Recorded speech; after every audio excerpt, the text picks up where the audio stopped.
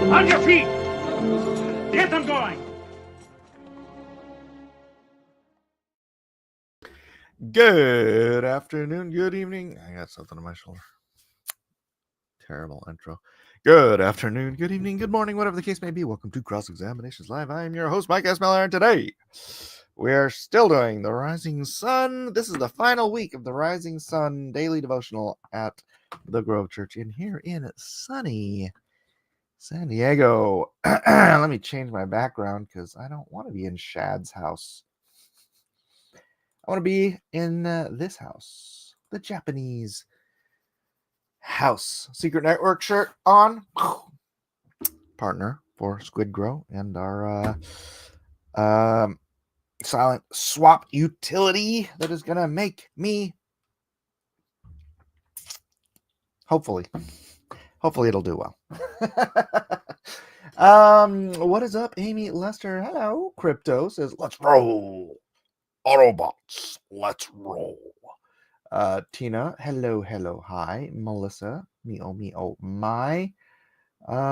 Anybody else here? Early, bright and early? Nope. Oh, Arlene's got a miss today, but she says hello to everyone. Hello, Arlene. Sorry, you're gonna miss it. But it Rabbit says, whoa, I'm on time. No, you're not. I'm just late. I gotta take a shower. I am working on my oh, hello, Mike, and you are wrong. Okay, I'll be wrong. I'm content with being wrong here and there, as long as I can learn from being wrong and then be right. See how that works? My son actually asked me yesterday, he sent me this text, which is funny because I think it was something we were talking about just yesterday on the show. So clearly he does not watch my show. He sent me Matthew 5. So if you ignore the least commandment and teach others to do the same, you will be called the least in the kingdom of heaven. But anyone who obeys God's laws and teaches them will be called great in the kingdom of heaven. And asks, how does this work with what Paul teaches? First of all, this has nothing to do with salvation, because you'll notice the people who are doing and teaching the least about the commandments, still in the kingdom of heaven. Those who are doing and teaching the most, those people will be highest regarded in the kingdom of heaven. And he's like, but how do we pick and choose what commandments? Why aren't we following all the commandments? And I said, because the law has been fulfilled. That is not to say the commandments are wrong. The commandments are perfect. The law is perfect, but the law is fulfilled. There is no law where there is no punishment. Jesus took our punishment. This is what he didn't understand. What does fulfilled mean? Boy, you are 20. How old is he now? You are 23 years old. You should know this stuff by now. It's all right. I'm just kidding. So the law has no power where there is no punishment, right? There's no power in the law where there is no punishment in the law. The law, and in the Bible, it's like it gives the law and then it gives the punishment. Oh, you did this, you have to sacrifice 2 turtle doves. Oh, you did this, you have to sacrifice a goat. Oh, you did this, you have to stay outside of camp for this long. If you did this, right? There's a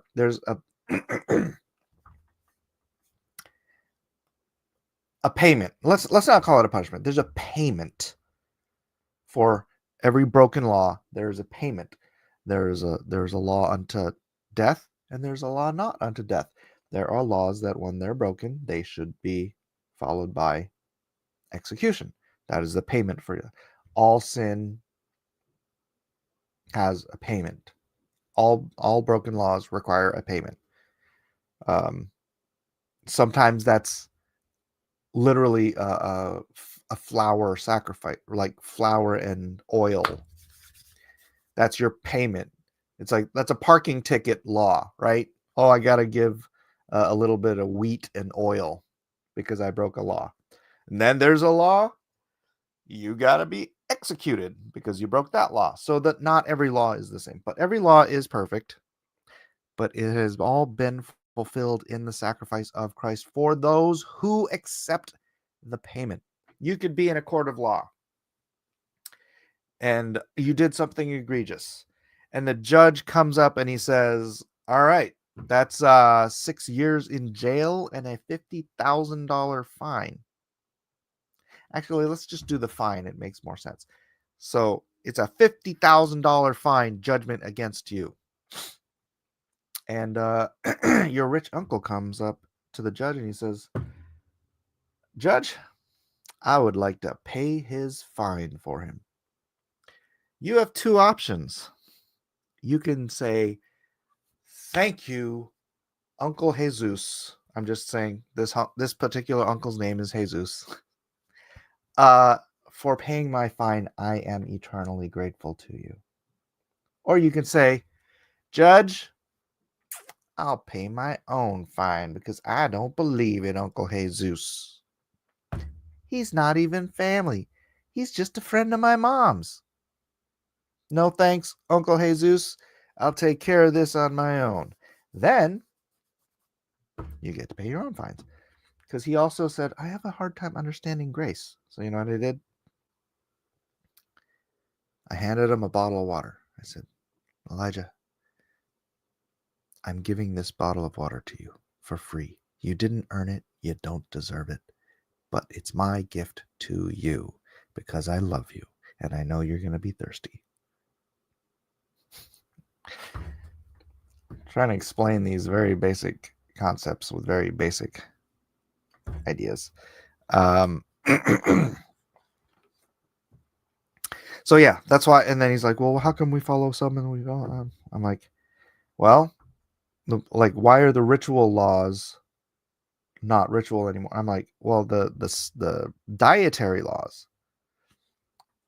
The dietary laws were, God can determine what is clean and unclean, right? He says these animals are unclean, don't eat them. But then he said, I have made them clean. So if they are no longer unclean, by his standards, there's no one else's standards that matter as to what is a clean and an unclean animal to eat, right? So it is no longer a law because all animals are clean. Now, does that mean that the unclean animals aren't the ideal animals to eat for health purposes? Generally speaking, I would say yes. I'm still going to eat shrimp. I'm still going to eat bacon. Now, ritual laws. I mean, a lot of the ritual laws are just about health and you should follow them anyways, just because, like, for example, everyone now in the first world follows the ritual law of Judaism that if you cook something in the metal pot, you run the metal pot under running water, right? It's funny how the entire world, in the first world at least, not in India, gross. They follow Jewish dietary law or Jewish ritual law in the cleansing of pots and pans and the cleansing of washing hands. It's weird. It's weird how these weird little what do you mean? Why do the Jews wash their hands before they eat? That's weird. Did you know, some of the people who have been here a while know this story? The doctor who first discovered that if you wash your hands between patients, say you're going from the morgue doing an autopsy to delivering a baby, if you wash your hands between those patients, your patients stay alive a lot more and they don't get sepsis and sick and all this stuff a lot more. Did you know that the doctor who realized that was laughed to scorn? Like the rest of the medical industry, the rest of the doctors are like, you're crazy. There's nothing to that nonsense. Well, it's in the Bible. That you wash your, if you've touched blood or you've touched disease, or you've touched anything like that, you wash your hands in running water. And you're unclean for like till nightfall, I think it is. So technically speaking, a doctor shouldn't. But you took the basic rule, right? So same thing with circumcision. A doctor discovered a OBGYN back last century. You know why? For about 100 years, just about every male child in America was circumcised. And then now they're trying to fight against it. Because a doctor back 100 years ago or something, he was an OBGYN. And he noticed a very, very strange thing. None of his Jewish patients were getting cervical cancer. What was the one commonality about all of the Jewish wives?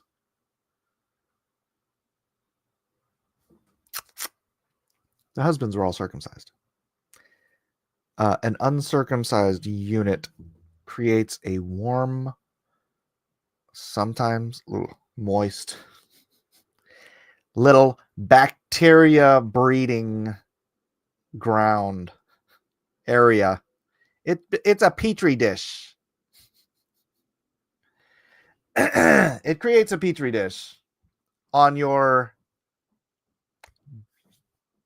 delivery. And when you don't wash regularly, you deliver bacteria and stuff into the woman that can cause health problems. Now, as bathing and sanitation has become more regulated and regular for people, this became less of an issue. But you think they knew that 3,000 years ago in the desert when Moses was writing, chop the tips off your foreskin? No, I promise you, they did not know about bacteria and the health problems of delivering bacteria into a female. Never mind. I'm just saying. Okay. Oh, yay. I showed up just in time for the yeast infection tutorial. My Thai cousin had his son circumcised because as a child, my cousin got soap stuck under the you-know-what, and it was traumatizing for her. Yeah, actually, I hate to throw my brother under the bus, but I was circumcised. My brother was not. And my brother got an infection there. I think he was 8 or 10 years old. And so he got a late snippy because apparently it causes infections in boys too. So yeah, so for the better part of a century, we have been circumcising our kids, our boys, purely for health reasons, because Jeff says they were Jewish. Yeah, the Jewish wives' husbands were Jewish. Correct. What are you forgetting here, Potts?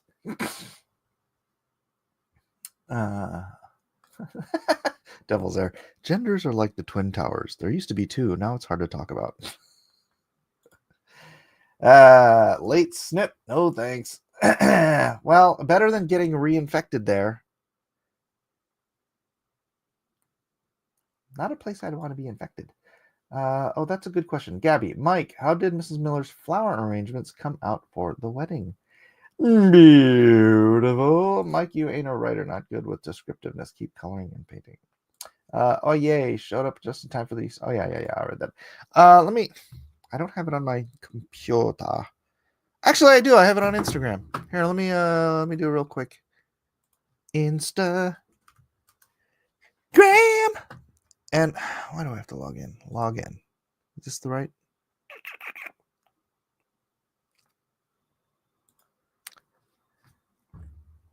Why is it taking so long to log in?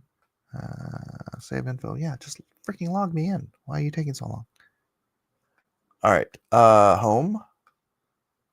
Notifications. There we go. All right, I'll take you guys through a little present share screen. These are just the pictures I had on my phone that I could share. So Eden made the cake topper, and then she decorated the cake because Eden is an overachiever and a control freak. I raised her right. So and then here's actually has music, but you can't hear it for some reason on the computer. Why isn't it playing? It's the music is When Did You Leave Heaven? When did you leave heaven? How did they let you go? How's everything in heaven?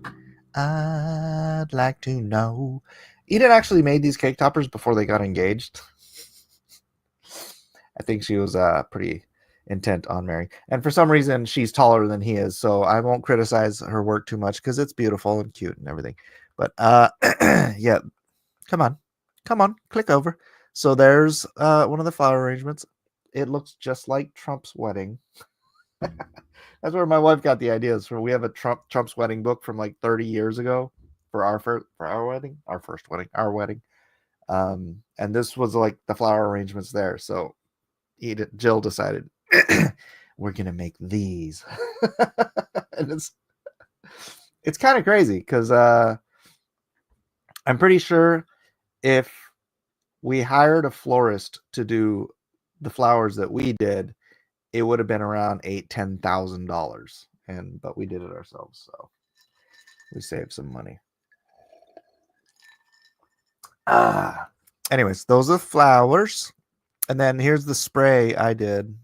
We put it up here. It's actually mounted. That green stuff is mounted onto a skateboard, and then we mounted the whole thing up there, and the drapes and whatnot. And there's Eden and Jalen. There's my son Elijah.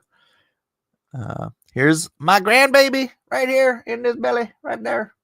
My grandson's right there. All right.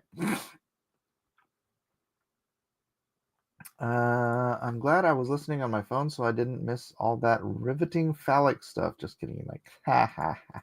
Beautiful flowers. Aren't they, though? Orange Avenger. Nintendo's coming to sue. Oh, I think they'll be fine. Then there they are getting married. There they are being married. Yay! What a beautiful bride my daughter makes. And then there they are, the entrance of Mr. and Mrs. Jalen Brown. I was going to say Smith. Jalen Brown. I was going to say Smith. Weird. And then there's two of my boys and one of the best friends.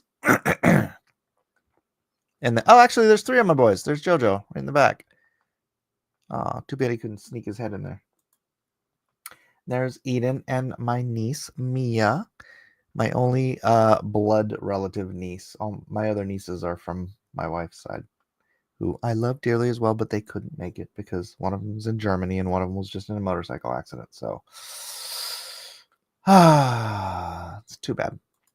And then there's them getting in the car. I told them not to do anything I wouldn't do.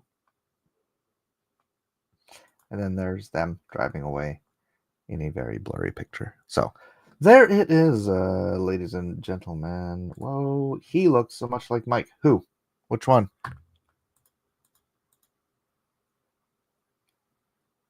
Which one are you saying looks like me?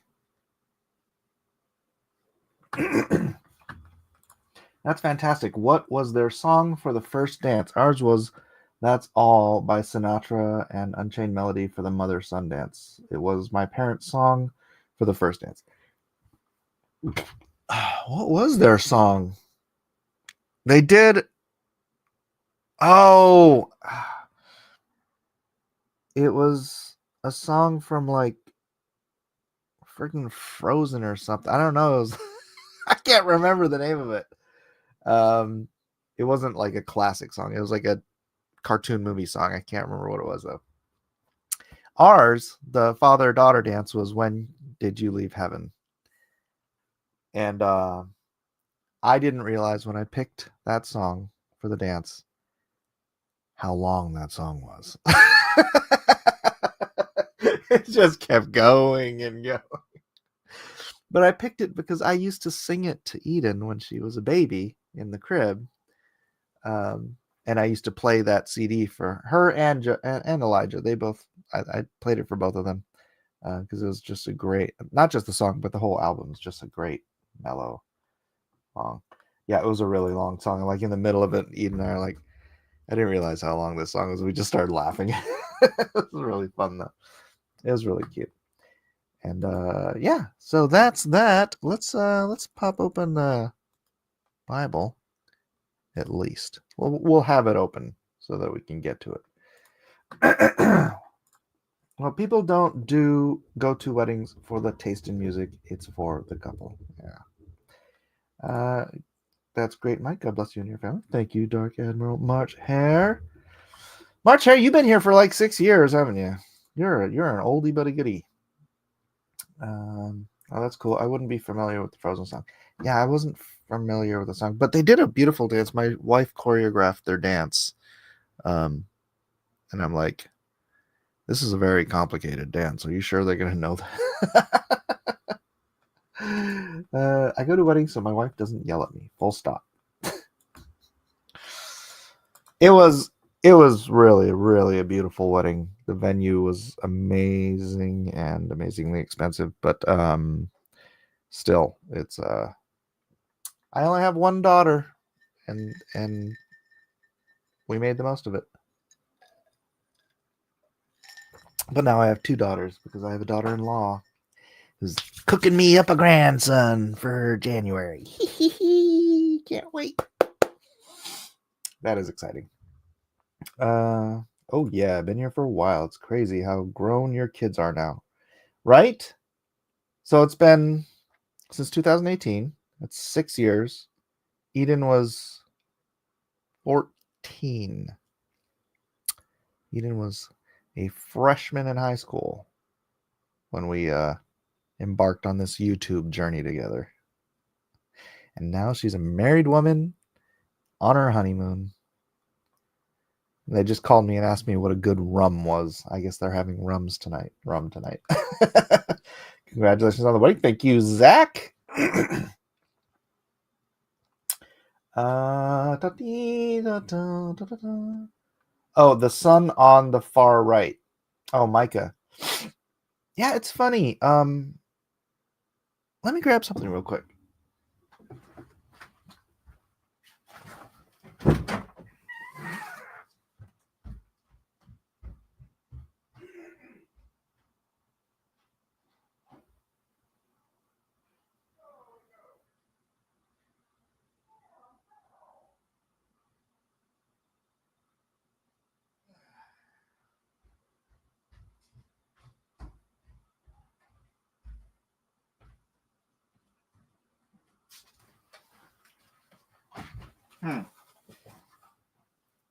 Well, never mind.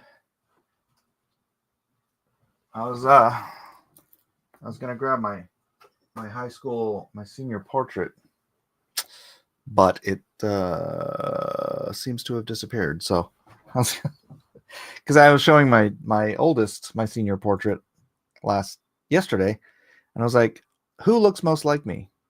And he thought it was Isaac, except Isaac has blonde hair and really light skin, so he's like me with no toner. Like I ran out of toner when I was printing them. I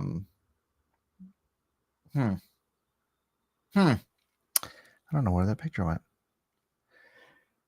Anyways, everyone say hello to Cherkun. All right. Yeah, tore a hole in reality and bailed.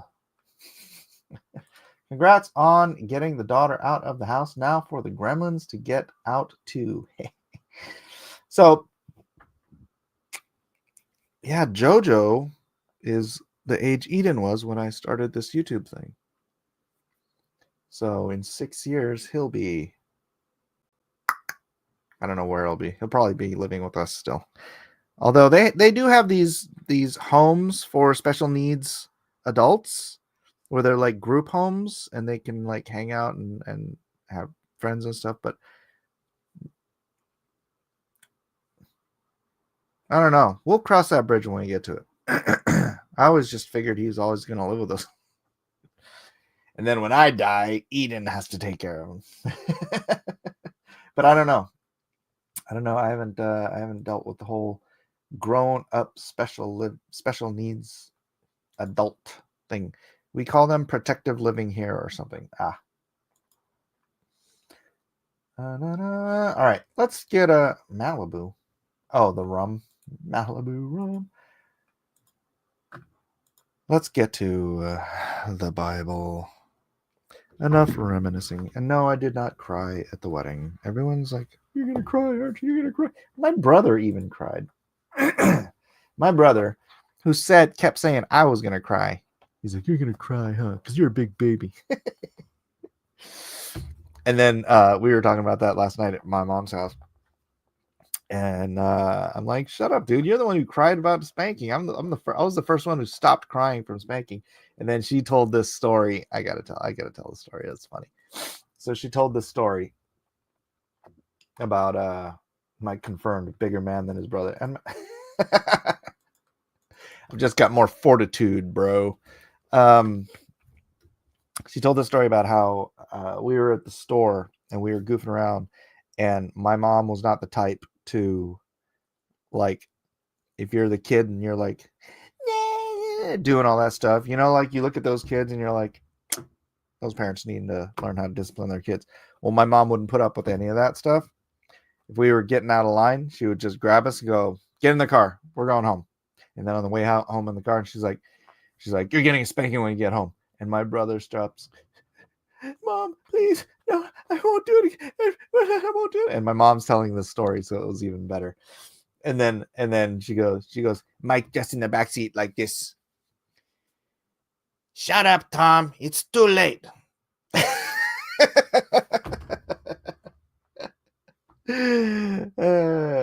I was just like,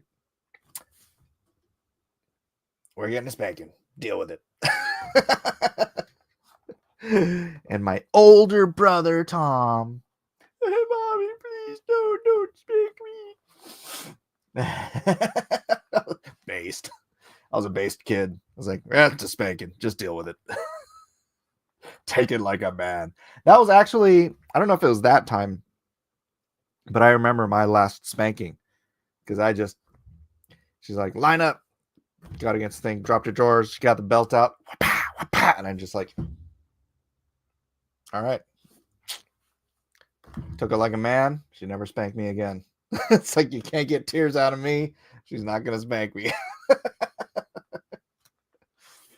The mom would say she doesn't suffer fools lightly. Yeah. Devil's Air says, "I'm 23, still living at home, but looking for protective living first, then full. But I have no girly." I should turn my ringer off. Looking for protective living first, then full. Oh. What is your particular condition, Devil's Air? Excuse me. I should finish this and start drinking some water so I'm not funny.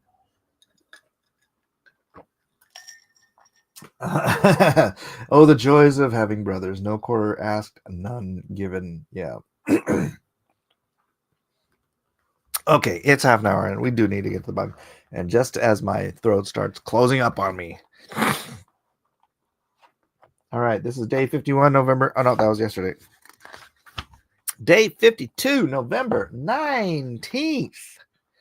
The crucifixion. All right, this is Mark 15, 21 to 32. Mark 15, 21 to 32. Is that right? 21 to 32. 21 to 32.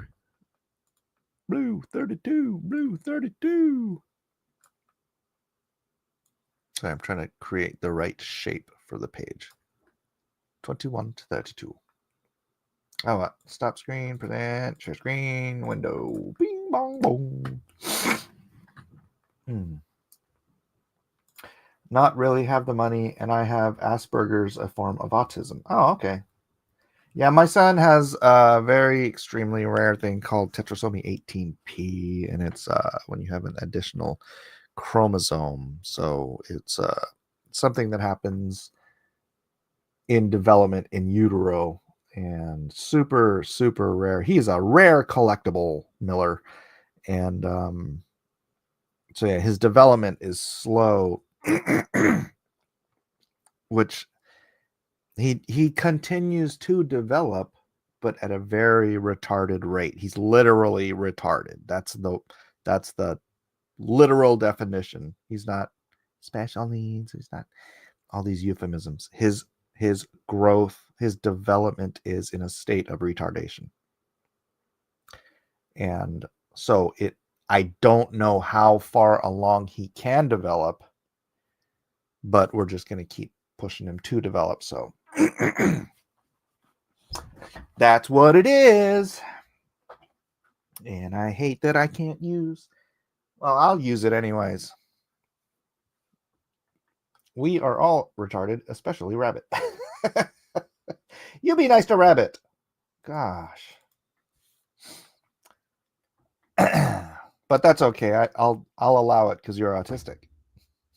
You're autistic. My son's retarded. Woohoo! That's true.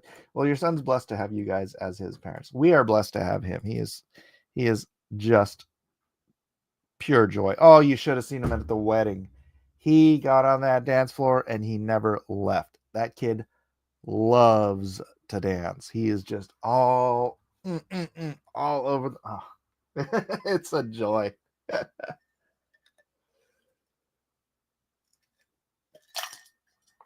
All right, that's done. I'm switching to water so I can clear my breath. Buddy Rabbit. I was predestined to be mocked. Oh, I gotta tell you another one.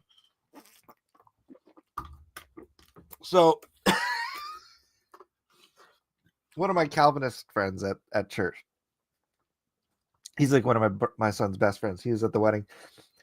He was one of the best men, or one of the groomsmen, and he's there. Oh wait, was he one of the groom? No, he was not. He was at my son's wedding, not this one. It's Calvin timeline. It's the Calvin timeline. Yeah. So he's a Calvinist, and it was time for the garter toss, right? He doesn't. Jalen chucks the garter, and it comes right at my son, Isaac, who's only 17. He's 18 next month. And Isaac like backs away, and Savian catches it because he didn't want it to hit the ground. And he's like, and his girlfriend on the other side of the table is just like, what? He's super excited.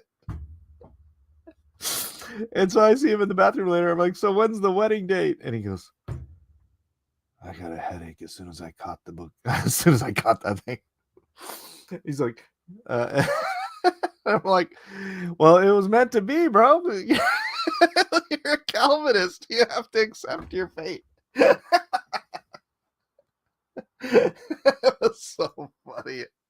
All right. Oh, I was dying laughing. Oh man, it was a good wedding. I have such a great church community. I would hate to have to leave San Diego. That's right. Oh boy. All right. There's the repercussions of your doctrine.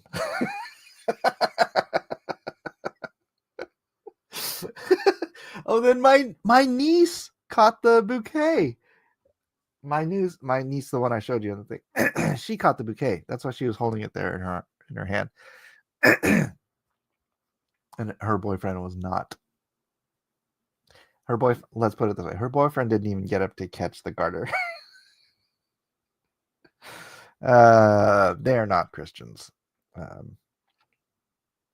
But and my son's like, don't worry about it. It's not legal. Or not my son, my brother. He told her boyfriend, he's like, don't worry about it. It's not legally binding.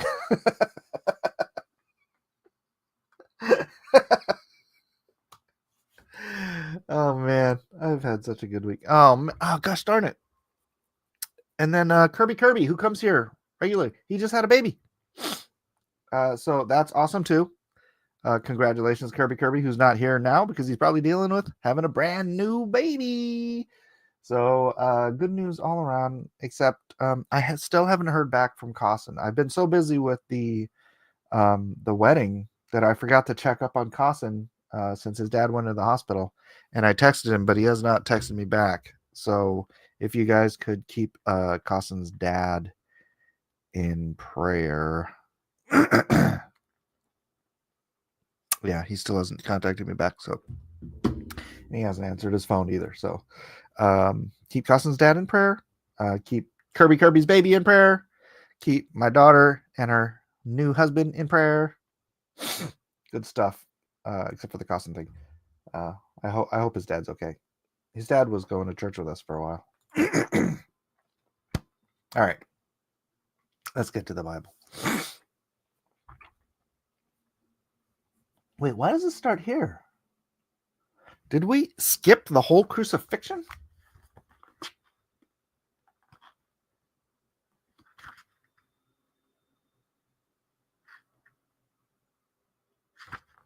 I feel like we skipped the crucifixion. Weird. Okay. And they compel one Simon, a Cyrenian, who passed by, coming out of the country, the father of Alexander and Rufus, to bear his cross. I'm fairly certain Alexander and Rufus are nowhere ever again mentioned in the Bible. But it makes me think that Alexander and Rufus were known to the disciples, like perhaps they are the apostles. Perhaps they were also apostles, or not apostles, disciples, because why would this be explained? Simon, Alex, and Rufus's dad. This is how they're explaining it here, but they're never again mentioned in the scriptures that I know of. One of these days we're gonna have a conversation. Jokes probably aside, probably. Probably. All right. And they bring him unto the place Golgotha, which is being interpreted the place of a skull, because the hillside looks like a skull. And they gave him to drink wine mingled with myrrh, but he received it not. There's another thing.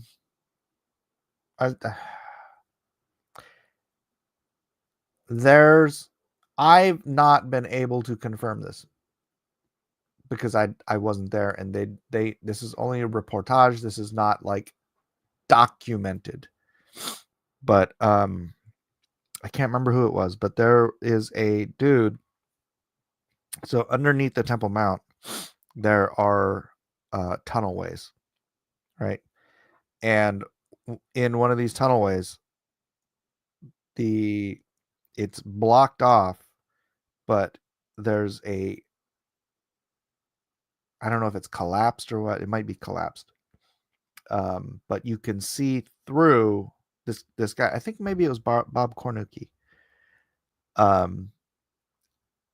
And the Ark of the Covenant was secreted and hidden, and it's actually underneath Golgotha. And so the claim is that the blood from the sacrifice of Christ fell on the mercy seat of the Ark of the Covenant, fulfilling that. The mercy seat is where the priest would always sprinkle the blood for the sacrifices to be accepted by God. And that would make sense. And it'd be a great revelation to unbury that tunnel and like get to the Ark of the Covenant for when they rebuild the third temple. But I can't confirm it, so I don't. I grain of salt. Let's just say that's a grain of salt story.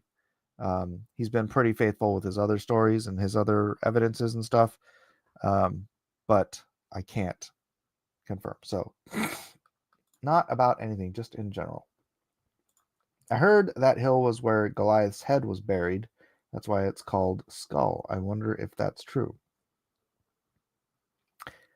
I always heard it was because it looks like the hillside looks like a skull. A Gabriel hack and slash game would be cool. I think like Devil May Cry or Bayonetta style game. Sure, why not? And they gave him to drink wine mingled with myrrh, but he received it not. And when they had crucified him, they parted his garments, casting lots upon them, what every man should take. And it was the 3rd hour, and they crucified him. Oh, okay, so they're not skipping it. And the Jews' superscription of his accusation was written over the King of the Jews. And with him they crucified 2 thieves, the one on the right hand and the other on his left. So I've heard it said, and I've seen it illustrated, but I've also heard it contested, but I'm going to bring it up anyways because it's really cool. If it's true, the way they did it. There is a way to write the King of the Jews in Hebrew because of the way Hebrew is right to left and top down, that the King of the Jews, however you did it, the first letters end up being YHWH. So when Pilate had that superscription written above Christ being crucified, and that's why the Jews said, hey, change that, because it said Yahweh.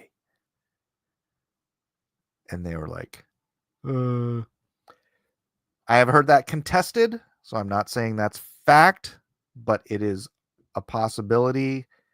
That I mean, you look at all the things that God does, and there's no coincidences in how everything is you know what I'm saying? So if that is the case, that would explain why the Jews got free, because they wanted him killed because he was saying he was king of the Jews. And then when he gets up there and Pilate writes that up there, they're like, don't put that. Just put that they say that he said he's king of the Jews. And then Pilate says, what I have written, I have written. Look it up. Get this squirrel. I'm not gonna look, because I have looked it up. And so there are people who say that is clearly how it's written. There are people who say that's not how it was written. I'm not gonna sit here and say it's absolute fact. I'm just saying it would be in God's character that that's something he would do, as far as I'm concerned. And maybe that's opinion, but it would be in alignment with his character to me.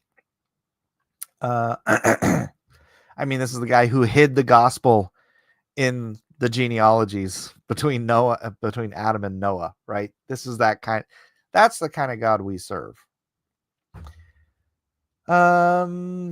And with him they crucified 2 thieves, one on the right hand and the other on his left. And the scripture was fulfilled, which saith, and he was numbered with the transgressors. And they that passed by railed on him, wagging their heads and saying, ah, thou that destroyest the temple and buildest it in 3 days, save thyself and come down from the cross. Likewise also the chief priests mocking said amongst themselves with the scribes, he saved others, himself he cannot save. How far do I go with this? 32. Let Christ, the King of Israel, descend now from the cross, that we may see and believe. And they that were crucified with him reviled him. That was the last one. So,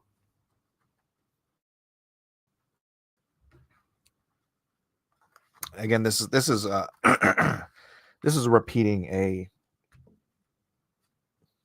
idiom. That Jesus teaches that they already have these guys here that he's talking about. right? The scribes, the Pharisees, the crowd. They have Moses and the prophets. If they believe not them, then neither will they believe if a man should rise from the dead. A wicked and adulterous nation seeketh for a sign, right? You guys want, if you can't believe the Bible, back then, the Old Testament, right? The Tanakh. If you can't believe the Tanakh, if you can't believe Moses and the prophets, then it doesn't matter for if someone rises from the dead right in front of you, right? Miracles and signs and wonders, they're evidences, but the proof is the Bible.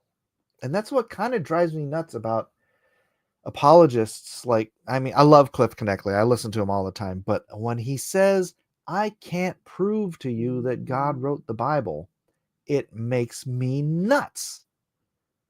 Because I can prove to you that God wrote the Bible.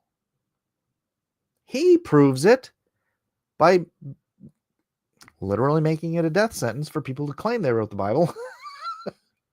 To write the Bible, right? To claim that you are speaking for God, and then you're not speaking for God because you can't do the one thing that only God in all of eternity can do, which is accurate prophecy.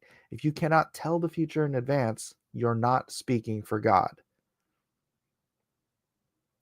And what's the one holy writ on this entire planet, in the entire history of Earth, that is filled with history written in advance? That would be the books of the Bible. And not the books of the Apocrypha, mind you. The 66 books minus Esther, because Esther doesn't have any prophecy. I always wonder why it's there, but they seem to have found it important enough to list it in the Bible. But yeah, you can absolutely prove that the Bible is written by God. And if you can't believe that, if you cannot believe that God can write a book, how could you believe that a man could rise from the dead? That's my question. Hey, look, that Psalm 22 quote people wildly assert means the Father was apart from the Son.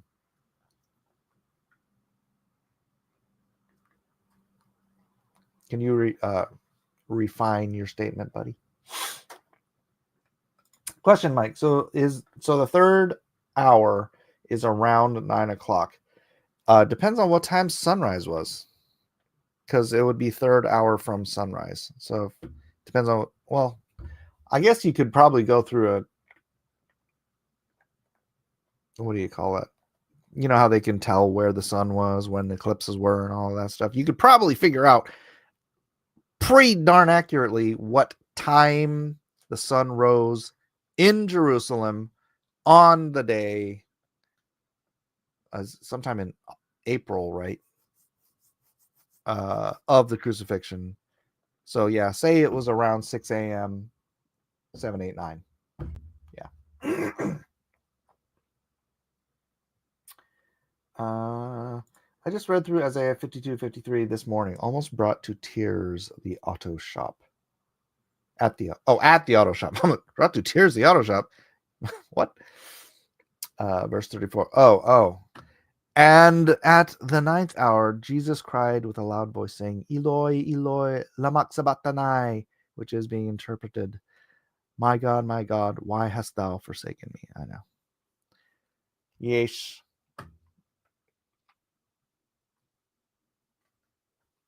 He was apart from the Son. He was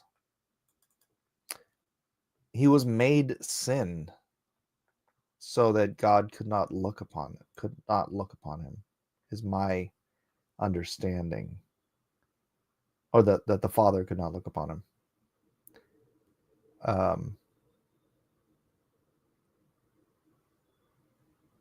Yeah, I don't really understand how that all works either. I'm not I'll say it again. I am not a pastor, priest, rabbi, theologian, or scholar. Just a dude reading a book written by a bunch of dudes who wrote it for God, or through God, or who God wrote it through. Oh gosh, it's a beautiful scripture. All right, let's get to the actual Biblios Studios part of the show. Crucifixion. Bazak and Carissa Plum. Look how few pages there are left. We're almost done with this thing, guys. Things that are simple yet profound fascinate me because they often point to intelligent design and a thoughtful creator. These simple yet intricate aspects of existence serve as reminders that appearances can be deceiving. Take, for instance, the humble cell. Defined as the fundamental unit of life responsible for orchestrating all biological processes, the cell embodies the essence of complexity within simplicity. Despite decades of attempts by scientists to replicate it artificially, they have yet to match the intricacies of God's design. First of all, they can't even replicate reproducible amino acids, which is the first building block of proteins required to make the parts that create the cell. You can't even get there. You can't even get started. You cannot get to a cell without starting with a cell because of irreducible complexity. In Mark 15:21, a seemingly straightforward verse unveils layers of significance, underscoring the thoughtful design of Scripture.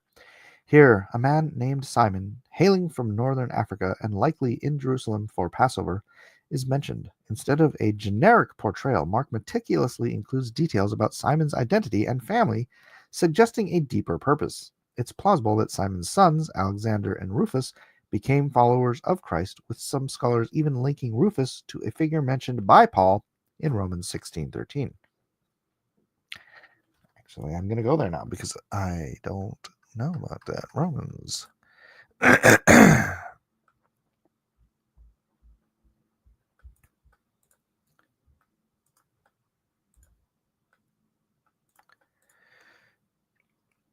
Oh, salute Rufus, chosen in the Lord, and his mother and mine. So I was wrong. See, you guys wanted to see me be wrong. I was wrong. Rufus was mentioned one other time in the scripture. Awesome. Reflecting on this passage, two compelling insights emerge. First, the immediacy of the Bible's accounts, with individuals likely still alive during its writing, lends credibility to its authenticity. It's as if Mark is inviting scrutiny, daring readers to inquire further, knowing that the first-hand witnesses he named could corroborate his narrative. Second, Simon's unexpected role in carrying Jesus' cross shed light on divine providence amidst discomfort.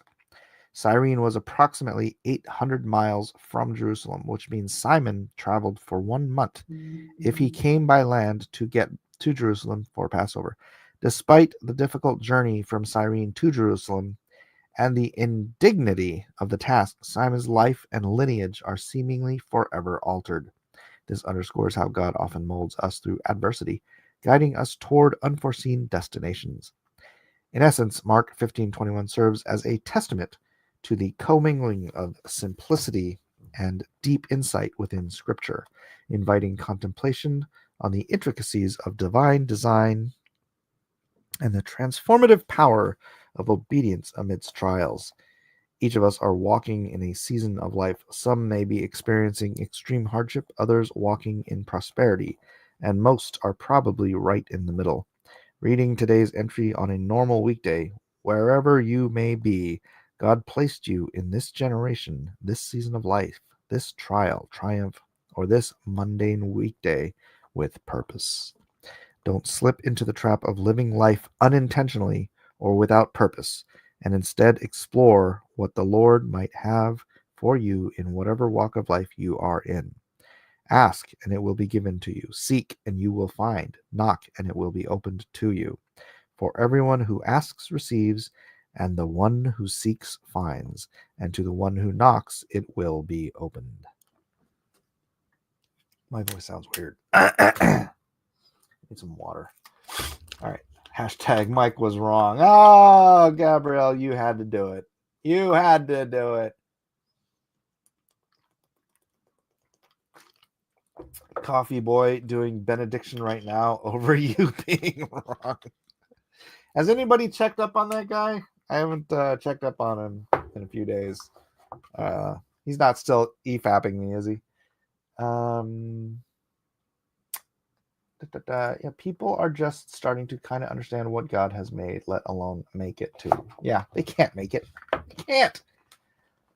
What's the old there's an old joke. An evolutionary scientist comes to God and says, "We've figured it out, God.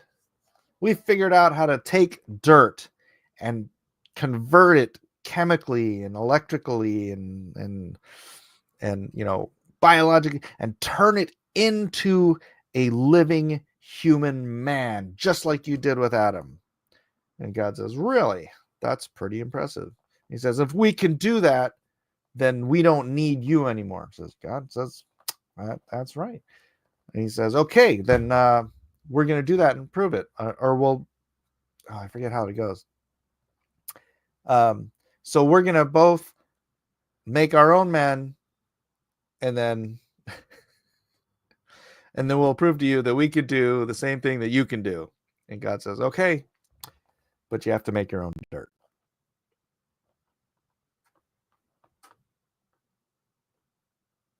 You can't get there. You can't. That's the cell argument, right? You can't get to the cell unless you can make your own amino acids. I think Coffee and Calvinism's channel. No, he changed the name. It's Reform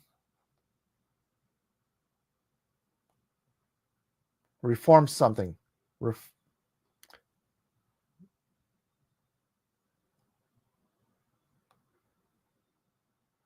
Coffee has rebranded and hidden some of his videos. Yes, Reform something.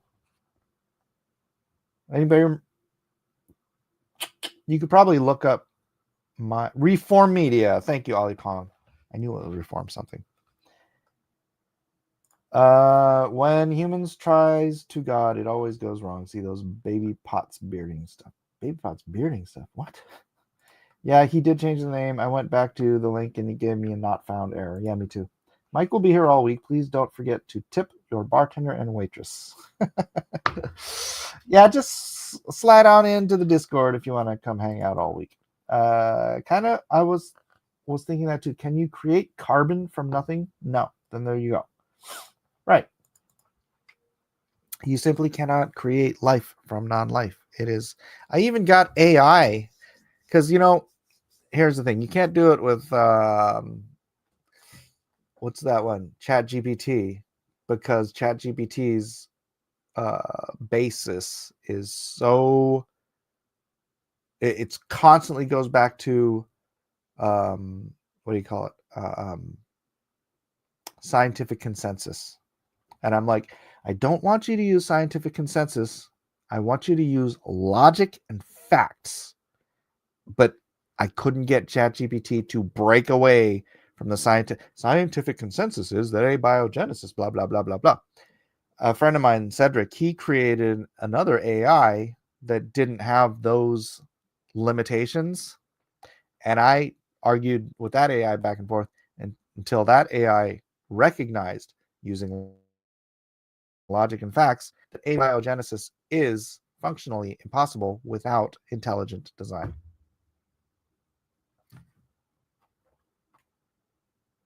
That was fun. I love arguing with AI. Honestly, I do. I don't know why. All right.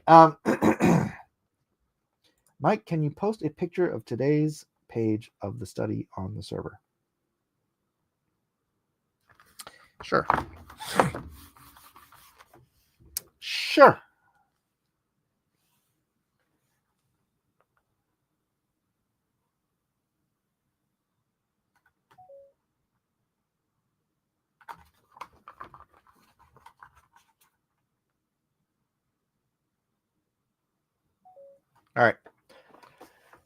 I will post those. I'll just do it right now. I'm not in a big hurry.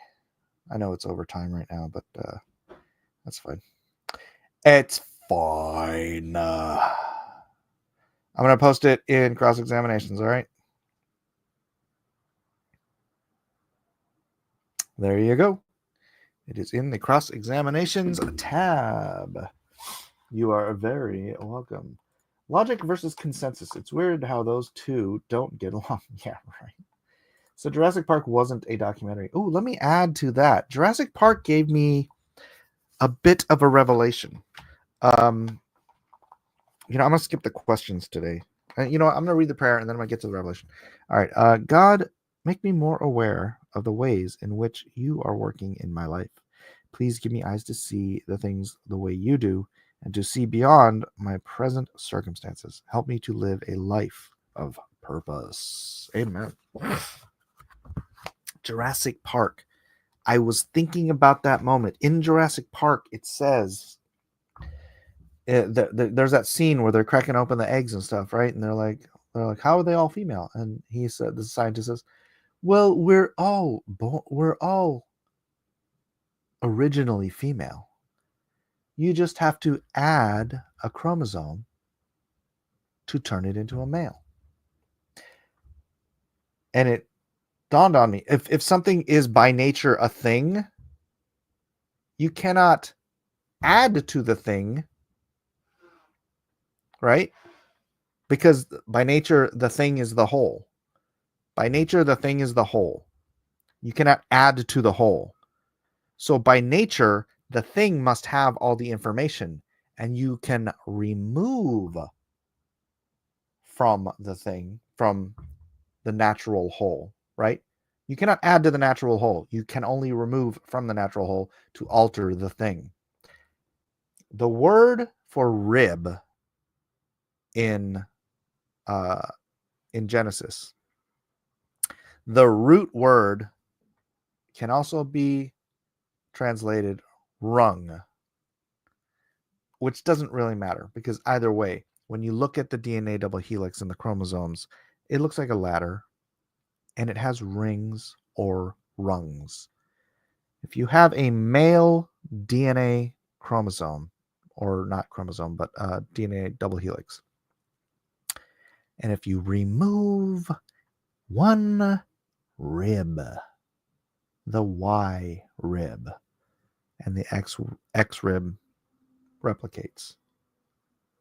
If you remove the Y rib, the male becomes female. Wouldn't it be more like Legos? Not like you're removing an X, but rather slotting in a Y from a missing piece that could be X or Y. Huh? Jurassic exegesis. Brilliant. Yeah, it like when Jurassic Park made me think of that, I'm like, I told to somebody that at the rehearsal dinner, and the guy I told it to, his eyes just bulged. He's like,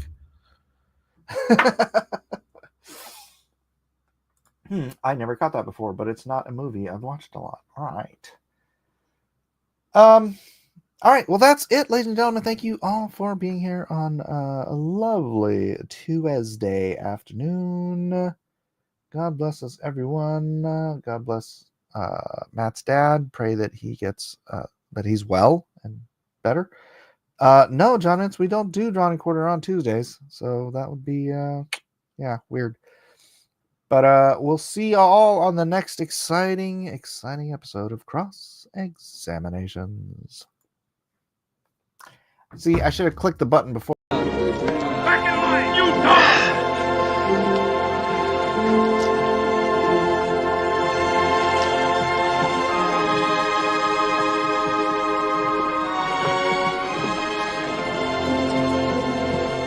On your feet! Get them going!